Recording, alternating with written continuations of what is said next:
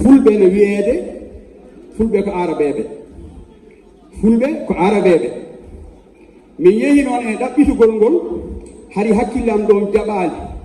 jaɓaali ko pullo ko araba mbiɗa nande woɓɓe no wiya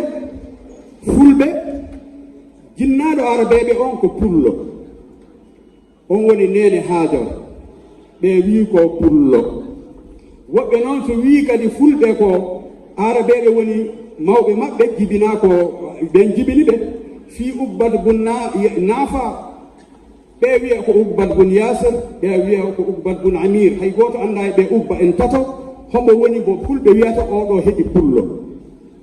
kono mi daari mi tawi oɗo ubba himbo jombi ɓiɗɗo pullo o jombi ɓiɗɗo pullo o dañi toon naasu o dañi toon o dañi toon naasu o dañi toon waayo bari o dañi toon naasu sow o dañi toon rurba ba o dañi toon deeto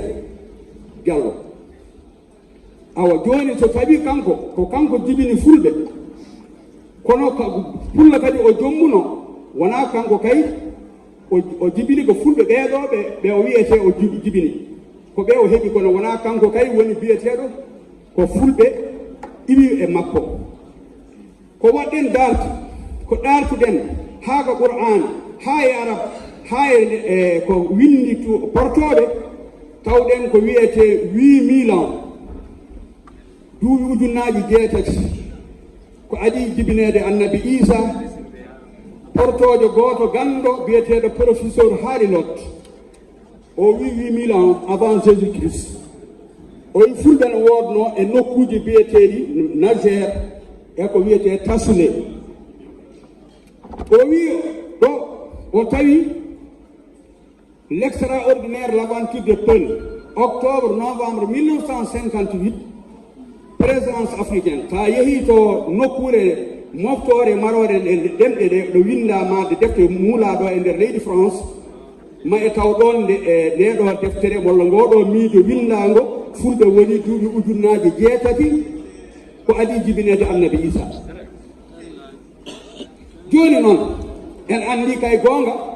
arabeɓe jibinani pullo est ce que ko pullo jibini arabu yahuɗen e qur'an eɗen darta tawɗen jomiraɗo subhanahu wa taala wi o daari ko qur'anil karim wa ja'alna min alma'i kulla shay'in hayy o wi kala ko wuuri miɗen wurniri ɗum ndiyam o wi kala ko wuuri ko ndiyam Allah wurniri ɗum mi wi joni yomi ndaar holɗum pulal wi e haala jomirawo kaɗo mi tawi pulal wi ko ɗan ndiyam ɗan gurdam ɗan enɗam ɗan kosam mi tawi kosam ko ndiyam ƴiƴam ko ndiyam kosam hono wiya ndiyam kosam ƴiƴam ɗo fof ko ndiyam mi tawi gurdam koye ɗeɗo nokkule tati ɗo heɓate wadde to wi'ama pular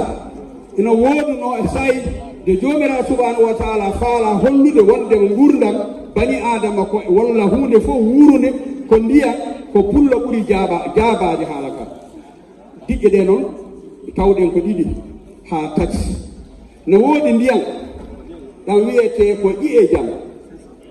hiɗen wiye ɗam ƴiƴam kono noon ko ndiyam ƴi'e fulɓe wi ko ƴi'e jam tawɗen jam ari toon ƴi'e jam o wi ɗam ɗo ndiyam ilo jam jam ari toon yuuso jam ilo jam toɓo jam ɗum ɗo fof tawɗen waɗi jam oɗo jam noon ko oɗo woni inde ndiyam wona ndiyan futo jala ko wiya ndiyan futo toro masina ɓe wiya ndiyam yam kono noon yam o ko jam woni ɗo so tawi ƴiwawde ari iwi ko kammu ari nde woni ndiyam simple ndiyam tan waɗali ɗon hendu waɗali ɗon goɗɗum ko ndiyam tun to weeti ananayi mawɓe wi en heeɓi hanki ndiyam ƴiwonde jam yamre iwode jam yamre ko ndiyam tun hanki tobi ala digaji ala hendu ala goɗɗum ko ndiyam tun ɗum waɗi wiye iwode jam yamre oɗo jam yaha wona arta ko oɗo wonimo nene hajar ɓay Allah faalama walludemo o heɓa ndiyam sayi jaw heɓi ɓiɗɗo makko Ismaïl ndiyam ɗan feƴƴiti ɓe wi koye koyngal ɓiɗɗo makko booba makko o ɗan ndiyam yalti o wi jam hayyo jam mi heɓi jam ɗum woni ɗam ndiyam